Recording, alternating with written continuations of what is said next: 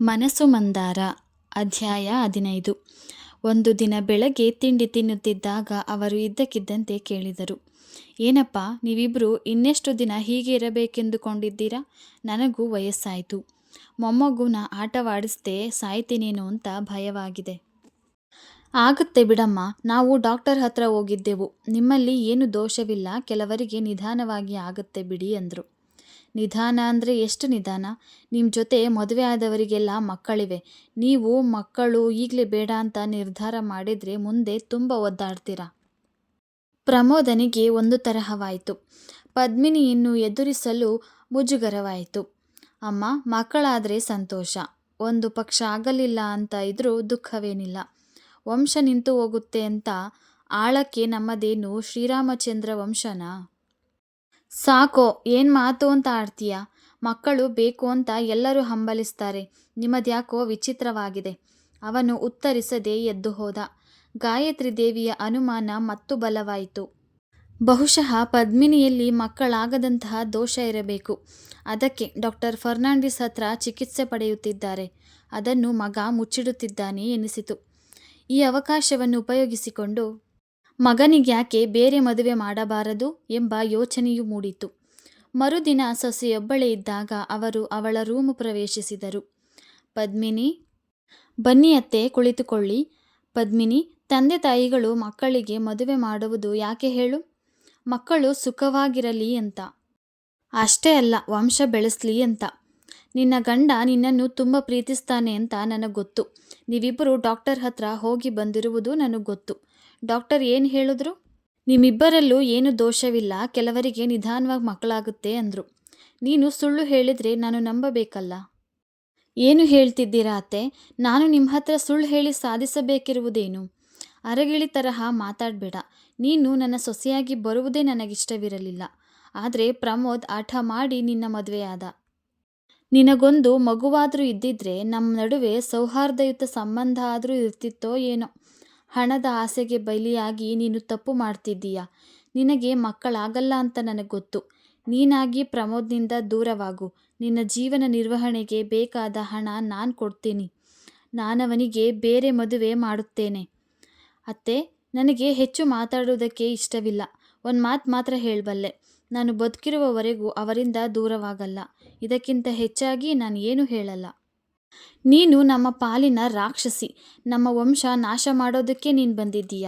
ನೀನು ಬದುಕಿರೋವರೆಗೂ ಅವನು ಬೇರೆ ಮದುವೆಯಾಗಲ್ಲ. ನೀನು ಸಾಯೋವರೆಗೂ ನಮಗೆ ನೆಮ್ಮದಿ ಇಲ್ಲ. ಅತ್ತೆ ಎದ್ದು ಹೋದ ಮೇಲೆ ಅವಳು ಗಂಟೆಗಟ್ಟಲೆ ಅತ್ತಳು. ವಿಷಯ ತಿಳಿಯದೆ ತನ್ನನ್ನು ವಿನಾಕಾರಣ ದೂಷಿಸುವುದನ್ನು ಕಂಡು ಅವಳಿಗೆ ತುಂಬ ಬೇಸರವಾಯಿತು. ನಿಜ ಹೇಳಲಾರದೆ, ಅದನ್ನು ಬಚ್ಚಿಟ್ಟುಕೊಳ್ಳಲಾರದೆ ಅವಳು ಒದ್ದಾಡಿದಳು. ಅತ್ತೆ ತನ್ನಲ್ಲೇ ದೋಷವಿದೆ ಎಂದು ಭಾವಿಸಿದ್ದಾರೆ ಅನ್ನುವುದರಲ್ಲಿ ಅವಳಿಗೆ ಯಾವ ಸಂದೇಹವೂ ಉಳಿಯಲಿಲ್ಲ. ತಮ್ಮ ನಡುವೆ ಆದ ಮಾತುಕತೆಗಳನ್ನು ಅವಳು ಗಂಡನಿಗೆ ಹೇಳಲಿಲ್ಲ. 1 ತಿಂಗಳು ಉರುಳಿತು. ಒಂದು ದಿನ ಅನಿರೀಕ್ಷಿತವಾಗಿ ಮಡಿಕೇರಿಯಿಂದ ಗಿರಿಜಮ್ಮ, ಅವರ ಮಗಳು ಗೀತಾ, ಆಕೆಯ ಗಂಡ ಸುರೇಶ್ ಬಂದಿಳಿದರು. ಗಿರಿಜಮ್ಮನಿಗೆ ದೊಡ್ಡ ಕಾಫಿ ಪ್ಲಾಂಟೇಶನ್ ಇತ್ತು. ಸುರೇಶ್ ಮನೆ ಅಳಿಯನಾಗಿದ್ದ. ಅವರ 2ನೇ ಮಗಳು ಗೋಮತಿಯನ್ನು ಡೆಲ್ಲಿಯ ಇಂಜಿನಿಯರ್ಗೆ ಕೊಟ್ಟಿದ್ದರು. ಒಂದಾನೊಂದು ಕಾಲದಲ್ಲಿ ಗಿರಿಜಮ್ಮ, ಗಾಯತ್ರಿ ಬೆಂಗಳೂರಿನಲ್ಲಿ ತುಂಬ ಸ್ನೇಹಿತರಾಗಿದ್ದರು. ಗಿರಿಜಮ್ಮ ಮಡಿಕೇರಿಗೆ ಹೋದ ಮೇಲೂ ಅವರ ನಡುವೆ ಪತ್ರ ವ್ಯವಹಾರವಿತ್ತು. ಗೀತಾಗೆ 5 ವರ್ಷದ ಮಗಳು, 11 ತಿಂಗಳ ಮಗ ಇದ್ದರು. ಗಂಡು ಮಗು ಬಹಳ ಮುದ್ದಾಗಿತ್ತು. ಪದ್ಮಿನಿ ಮಗುವನ್ನು ಒಂದು ನಿಮಿಷವೂ ಕೆಳಗಿಳಿಸಲಿಲ್ಲ. ಗೀತಾ, ಸುರೇಶ್ ಗಂಡು ಮಗುವಾದರೆ ವರ್ಷದೊಳಗೆ ತಿರುಪತಿಗೆ ಬರುವುದಾಗಿ ಹರಕೆ ಹೊತ್ತಿದ್ದರು. ಗೀತಾಳ ಸ್ವಭಾವ ಇಷ್ಟವಾದ್ದರಿಂದ ಪದ್ಮಿನಿ ಪ್ರಮೋದ್ ಜೊತೆ ಕಾರ್ನಲ್ಲಿ ಅವರ ಜೊತೆ ತಿರುಪತಿಗೆ ಹೋಗಿ ಬಂದರು. ಗಿರಿಜಮ್ಮ ಗಾಯತ್ರಿ ದೇವಿ ಜೊತೆ ಬೆಂಗಳೂರಿನಲ್ಲೇ ಉಳಿದರು. ತಿರುಪತಿಗೆ ಹೋಗಿ ಬರುವ ವೇಳೆಗೆ ಜ್ವರ, ಕೆಮ್ಮು ಶುರುವಾಯಿತು. ಪದ್ಮಿನಿ ಮಗುವಿನ ಪಕ್ಕ ಬಿಟ್ಟು ಕದಲಲಿಲ್ಲ. 2 ದಿನಗಳಲ್ಲಿ ಜ್ವರ ಕಡಿಮೆಯಾಯಿತು. ಒಂದು ದಿನ ಅವಳು ಸ್ನಾನ ಮುಗಿಸಿಕೊಂಡು ಬಂದಾಗ ತಾಯಿ ಮಗಳು ಮಾತನಾಡುತ್ತಿದ್ದದ್ದು ಕೇಳಿಸಿತು. ಗಿರಿಜಮ್ಮ ಹೇಳುತ್ತಿದ್ದರು, ಗೀತಾ, ಇನ್ಮೇಲೆ ಮಗುನ ಅವಳ ಕೈಯಲ್ಲಿ ಕೊಡಬೇಡ.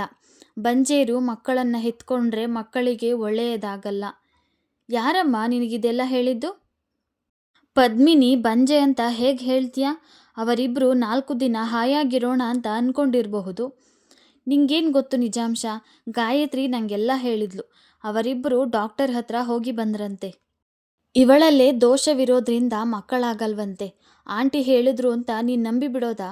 ಗಾಯತ್ರಿಗೆ ಈ ಮದುವೆನೇ ಇಷ್ಟವಿರಲಿಲ್ವಂತೆ. ನಮ್ಮ ಗೋಮತಿನ ಈ ಮನೆ ಸೊಸೆ ಮಾಡ್ಕೋಬೇಕು ಅಂತಿದ್ರಂತೆ. ಆದರೆ ಪ್ರಮೋದ್ ತುಂಬ ಹಠ ಮಾಡಿ ಪದ್ಮಿನಿನ ಮದುವೆ ಆದನಂತೆ. ಆಸ್ತಿ ಅಂತಸ್ತು ಯಾವುದರಲ್ಲೂ ಇವರಿಗೆ ಸರಿ ಸಮಾನಳಲ್ಲ ಕಣೆ. ಒಳ್ಳೇದಾಯ್ತು ಬಿಡು. ಪದ್ಮಿನಿ ಏನಾಗಿದ್ದಾಳೆ?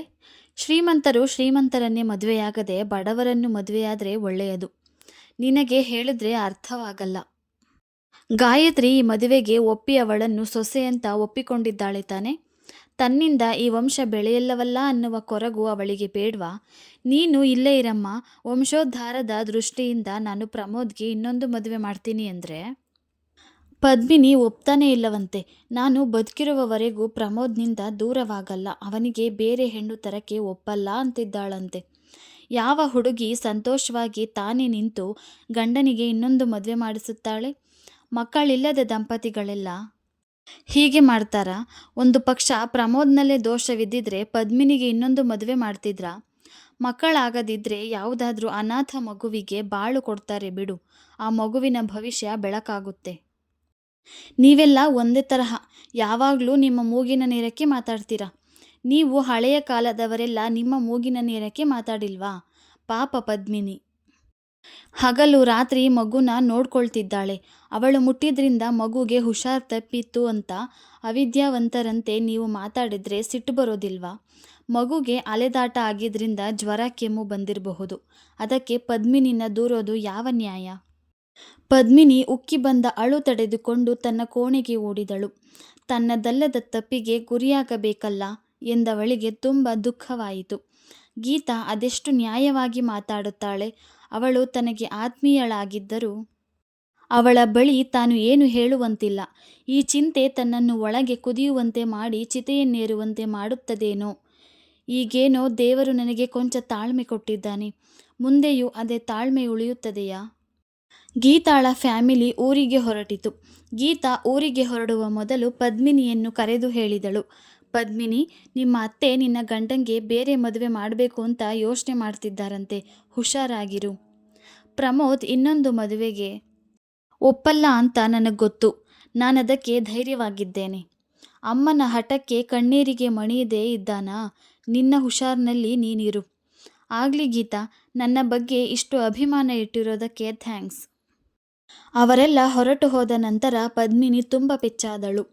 ಒಂದು ದಿನ ಬೆಳಗ್ಗೆ ಚೆಲುವಿ ಮಗುವಿನ ಜೊತೆ ತಾಯಿಯನ್ನು ಹುಡುಕಿಕೊಂಡು ಗಾಯತ್ರಿ ದೇವಿ ಮನೆಗೆ ಬಂದಳು. 3 ತಿಂಗಳ ಹೆಣ್ಣು ಮಗು, ದುಂಡು ದುಂಡಾಗಿ ತುಂಬ ಮುದ್ದಾಗಿತ್ತು. ಅದಕ್ಕೆ ಹಾಕಿದ್ದ ಕೆಂಪು ಸ್ವೆಟರ್, ಟೋಪಿ ಅದರ ಅಂದ ಹೆಚ್ಚಿಸಿದ್ದವು. ಪದ್ಮಿನಿ ಸಂಭ್ರಮದಿಂದ ಮಗುವನ್ನೆತ್ತಿಕೊಂಡು ಅದಕ್ಕೆ 50 ರೂ ಕೊಟ್ಟು ಬಾಯಿಗೆ ಸಕ್ಕರೆ ಇಟ್ಟು ತಲೆಗೆ ಕೊಬ್ಬರಿ ಎಣ್ಣೆ ಸವರಿದಳು. ಮಗುವನ್ನು 1/4 ಗಂಟೆ ಆಟವಾಡಿಸಿ ಚೆಲುವಿಯ ಕೈಗೆ ಕೊಟ್ಟಳು. ಅವಳು ಬೆಡ್ ಸ್ಪ್ರೆಡ್ಸ್ ಒಗೆಯಲು ಹಾಕಲು ಹೋದಾಗ ಮುನಿಯಮ್ಮ ಮಗಳನ್ನು ಗದರಿಸುತ್ತಿದ್ದದ್ದು ಕಿವಿಗೆ ಬಿತ್ತು. ಚಿಕ್ಕಮ್ಮವರು ಬಂಜೆ, ಅವರ ಕೈಯಾಗೆ ಕೂಸು ಕೊಡಬೇಡ ಅಂತ ಹೇಳಿರ್ಲಿಲ್ವಾ? ಯಾಕೆ ಕೊಟ್ಟೆ?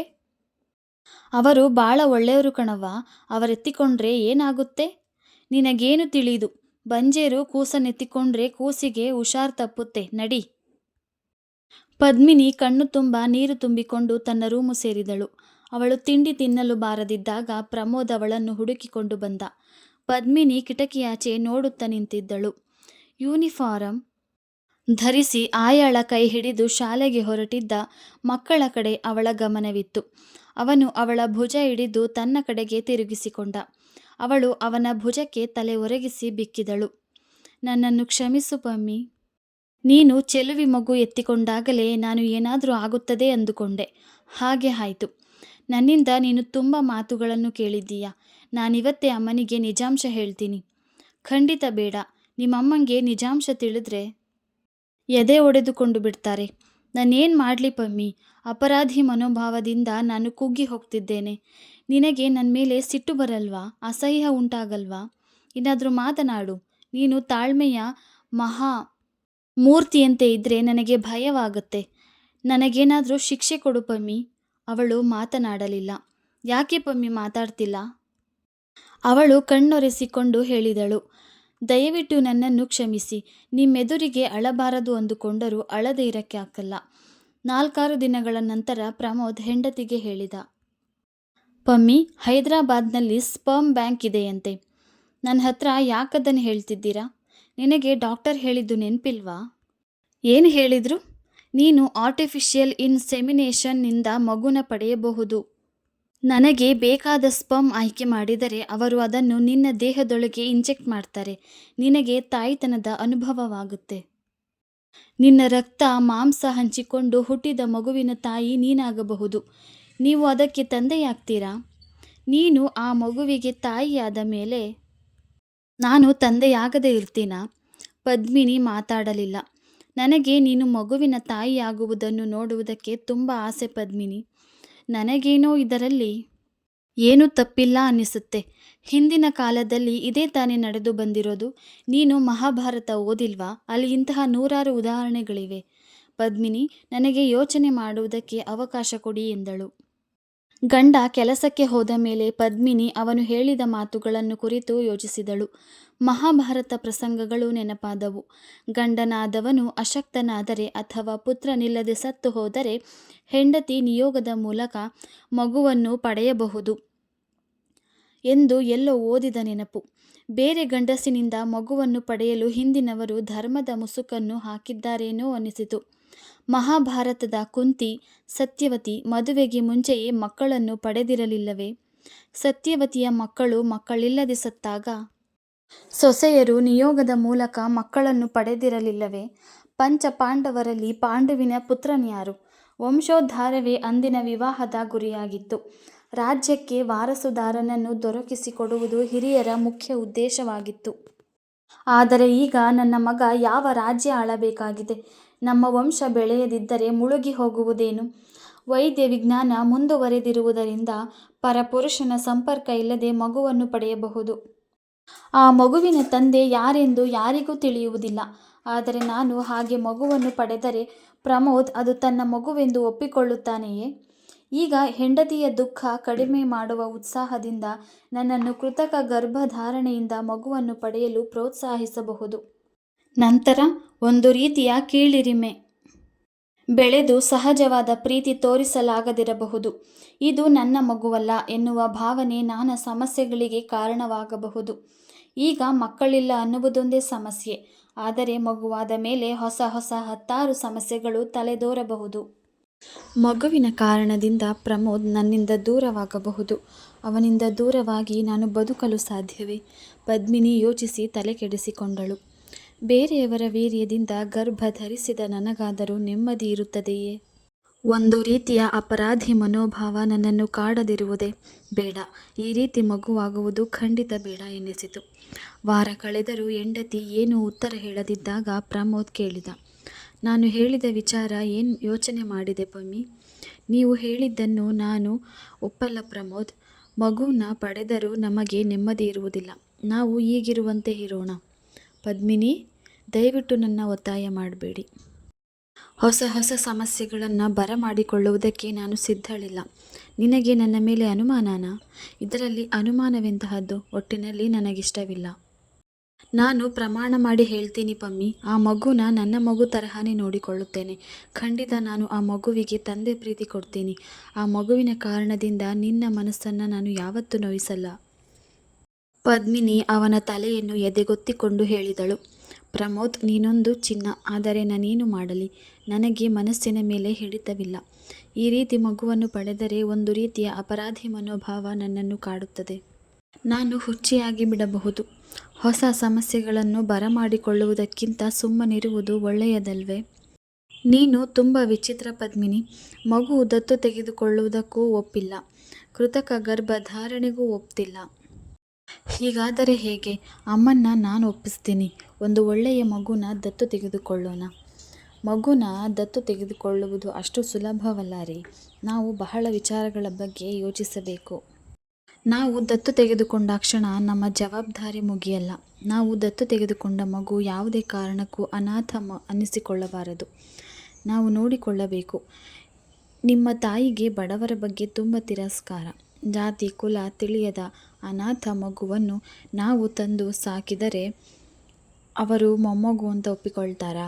ನಾವು ನಮ್ಮದೇ ಮಗು ಅಂತ ಸಾಕಿದ್ದೇವೆ. ಅದು ಬೆಳೆದ ಮೇಲೆ ನಿಮ್ಮ ತಾಯಿಯಿಂದ ನಿಜಾಂಶ ತಿಳಿದರೆ ಆ ಮಗುವಿಗೆ ಶಾಕ್ ಆಗಲ್ವಾ? ನಾನೇನು ಮಾಡಲಿ ಪಮ್ಮಿ? ನಿಮ್ಮ ಮನಸ್ಸಿಗೆ ನಾನು ಹೇಗೆ ಮುಖವಿಟ್ಟು ನೆಮ್ಮದಿ ಕೊಡಲಿ? ಪ್ರಮೋದ್ ಅವಳ ಮಡಿಲಲ್ಲಿ ಬೆಕ್ಕಿದ. ಪದ್ಮಿನಿಯ ಕಣ್ಣಿಂದ ಜಾರಿದ ಕಂಬನಿ ಅವನ ತಲೆಗೂದಲಲ್ಲಿ ಮರೆಯಾಯಿತು. ಪದ್ಮಿನಿ ಅವನನ್ನು ಸಂತೈಸುತ್ತಾ ಹೇಳಿದಳು, ದಯವಿಟ್ಟು ನೀವು ಕೊರಗಬೇಡಿ. ನಾನೇ ನಿಮಗೆ ಮಗು, ನೀವೇ ನನಗೆ ಮಗು. ಮತ್ತೆ ಈ ಬಗ್ಗೆ ಚರ್ಚೆ ಬೇಡ. ಸಂಚಿಕೆ ಮುಂದುವರಿಯುತ್ತದೆ, ನಿರೀಕ್ಷಿಸಿ.